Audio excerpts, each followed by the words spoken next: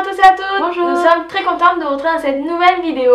Aujourd'hui nous allons parler de choses interdites que l'on fait dans la vie de tous les jours, bien entendu en rapport avec le diabète. À savoir que ces 7 choses qu'on va vous énumérer dans cette vidéo, ce sont des choses qu'on ne vous conseille pas du tout de faire chez vous. Voilà, nous on est diabétiques depuis plusieurs années maintenant et du coup c'est des choses qu'on fait dans la vie de tous les jours et qui sont plutôt interdites, enfin en tout cas pas conseillées par les médecins. Donc on vous conseille pas de le faire, mais en tout cas on va tout vous dévoiler.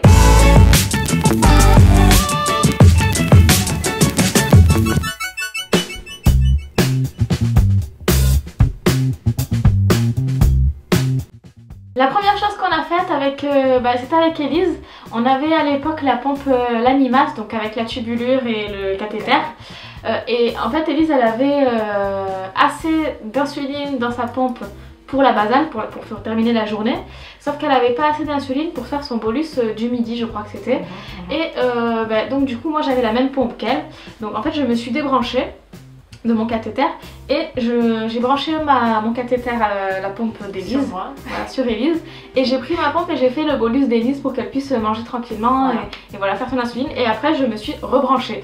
Voilà, donc c'est pas quelque chose qui est conseillé de faire, ne le faites surtout pas, les médecins ne le conseillent pas du tout, mais c'est vrai que du coup ça nous a servi, ça nous a un peu dépanné, ça nous a sauvés. La deuxième chose qu'on fait et qui est interdit dans le diabète, enfin qui est pas conseillé en tout cas, c'est qu'on ne change absolument jamais nos pics pour nous piquer le doigt quand on fait le dextro. Voilà, donc en fait c'est il y a pas longtemps, il y avait une photo sur Facebook qui circulait, une personne demandait à peu près tous les combien les personnes changeaient leur pic. Donc il y avait pas mal de personnes qui disaient moi tous les jours, moi tous les dextros et tout ça, parce que vous savez qu'il y a les pics individuels, donc à chaque pic on est censé changer. Puis il existe aussi les barilets où dedans il y a 6 pics, et donc ça permet en fait à chaque pic de changer, à chaque dextro de changer le pic et de pouvoir faire 6 fois avec le même barillet. Donc voilà, il y a des personnes qui changeaient tout à chaque dextro, d'autres qui changeaient une fois par jour. Et en fait on a été 2 personnes à dire à peu près la vérité sur ce qu'on faisait, moi et Andrea Limburg, peut-être que vous la connaissez, elle fait partie de l'AFD 75 et elle a un blog notamment, entre autres, elle parle français et anglais, bon bref. Et du coup on a été toutes les deux à dire la vérité, à savoir que nous on changeait le pic que tous les 6 mois, voire parfois tous les ans. Et d'ailleurs avec Gisèle de la page La Belle et le Diabète, on avait dit que ce serait bien de chaque année faire un post sur les réseaux pour dire de fixer une date à laquelle tout le monde devait changer son pic dans son dextro. Après voilà, c'est sûr que les médecins ne le conseillent pas du tout, d'ailleurs ils nous conseillent forcément de changer à chaque fois, mais c'est vrai que nous on est diabétiques depuis pas mal de temps. Au début tout ce qui était capteur ça n'existait pas, et donc on changeait tout le temps, et au fur et à mesure du temps c'est vrai qu'on s'est lassé, et puis bon on a décrété que finalement ça ne faisait rien, même si on pense que c'est pas vraiment le cas, mais voilà, donc du coup ça nous dérange pas du tout de pas changer de pic tout le temps.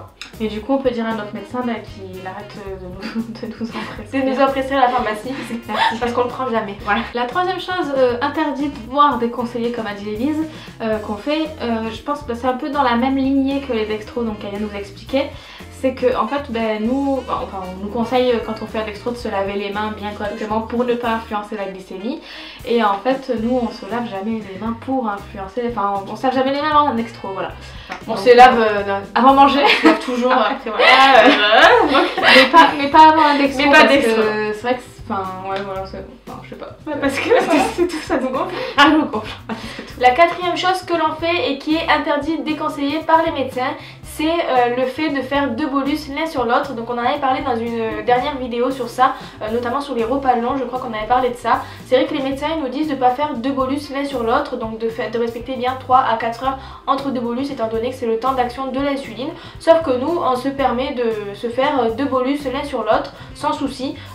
Ça on le fait, on nous a jamais conseillé de le faire évidemment parce que les médecins ne le conseillent pas, mais après nous vu qu'on fait ça en tenant compte de l'insuline active qui est encore active, on va dire, du dernier bolus qui a été fait, et du coup ça fait que le deuxième bolus qui est fait il tient compte de cette insuline là et il est suffisamment bien dosé pour éviter que ça fasse une hypoglycémie derrière. Mais du coup on avait fait une vidéo là-dessus si vous voulez aller voir pour plus précisément, voilà, n'hésitez pas à cliquer. La 5e chose c'est que, alors je sais pas si toi tu le fais, mais moi souvent je sors pas, enfin j'ai pas de sucre dans mon sac, donc je sors en général sans sucre. Mais ce que j'ai remarqué du coup c'est que on peut aller acheter, quand on n'a pas de sucre comme ça, aller acheter je sais pas moi un coca ou des bonbons ou un Mars ou des choses comme ça, des choses bonnes à manger pour pouvoir nous resucrer. Donc moi ça m'est arrivé il n'y a pas si longtemps que ça où je faisais une petite hypo et du coup je me suis arrêtée dans une boulangerie pour acheter un iced tea. Donc voilà, c'était bon, bah, du coup ça remplaçait le sucre. La sixième chose que l'on fait, enfin moi je le fais en tout cas, je suis pas sûre. Moi je le fais pas. Elle le fait pas trop, mais en fait c'est moi parce que je suis plutôt la plus désorganisée des deux. C'est-à-dire que moi j'ai tendance à ne pas aller chercher mon insuline au fur et à mesure de façon régulière, et du coup ça m'arrive que au moment où je changeais ma pompe à insuline, je n'ai plus d'insuline pour moi. Et comme Anne et moi on n'a pas la même insuline, moi j'ai Apidra, elle a Novo Rapide, ça fait que parfois je remplis ma pompe à insuline avec une autre insuline que celle habituelle. Donc d'habitude j'ai Apidra, voilà, et je change avec la Novo Rapide de temps en temps. Après il y a certaines personnes qui disent qu'il y a des différences entre les deux. Moi j'ai jamais trop appréhendé ça, et j'ai jamais eu trop de différence entre les deux. Donc je switch de temps en temps d'insuline comme ça. Et d'ailleurs on s'était renseigné auprès d'une pharmacie une fois qui nous avait répondu que c'était la même molécule, il me semble. Voilà, c'est juste le labo apparemment qui changeait, mais il y a des personnes sur Facebook qui disent qu'il y a des différences entre les deux. Donc après ça dépend des gens, je pense. La dernière chose que l'on fait, alors c'est vrai, bon, notre prestataire nous envoie souvent du coton, des espèces de, comment ça s'appelle, des compresses, voilà. Et puis un champ pour faire changer notre pompe. Et comme on est des grosses crados, des grosses crados, en fait on se désinfecte jamais le bras, c'est-à-dire qu'il y a Glyceptine, etc. Voilà. Qui nous envoie, on n'utilise pas. D'ailleurs on lui passe un petit message s'il peut arrêter de nous envoyer du coton parce qu'on n'utilise pas, sauf pour se démaquiller. Voilà, donc on se désinfecte pas le bras avant de faire un changement de pompe ou une piqûre. Ce qui n'est absolument pas conseillé. Voilà. Je crois que c'est quelque chose qu'il faut faire en général. Voilà pour ces 7 choses. Donc on vous rappelle encore une fois que ce n'est pas conseillé. Nous ne sommes pas médecins, on ne vous conseille pas de le faire. Après c'est vrai que c'est des choses que nous on fait parce que ça fait des années qu'on est diabétique, et du coup le diabète c'est une pathologie qu'on a depuis 96-99 et qu'on a pour toute la vie, et du coup chacun s'approprie un peu ça comme il le veut, et c'est vrai que quand on fait des rendez-vous médicaux mais à l'hôpital et qu'on nous demande comment vous faites pour changer la pompe, enfin qu'on nous pose plein de questions sur tout ça, on leur dit bah on est censé faire comme ça mais nous on fait comme ça. Voilà, on sait comment il faut faire, mais nous on a notre technique, on a notre façon de faire, même si c'est pas très conseillé, même si c'est au niveau hygiène, au niveau de tout ça, voilà. Et puis ça permet aussi de dédramatiser un peu le diabète, c'est-à-dire que chacun fait un petit peu comme il veut et comme il peut aussi.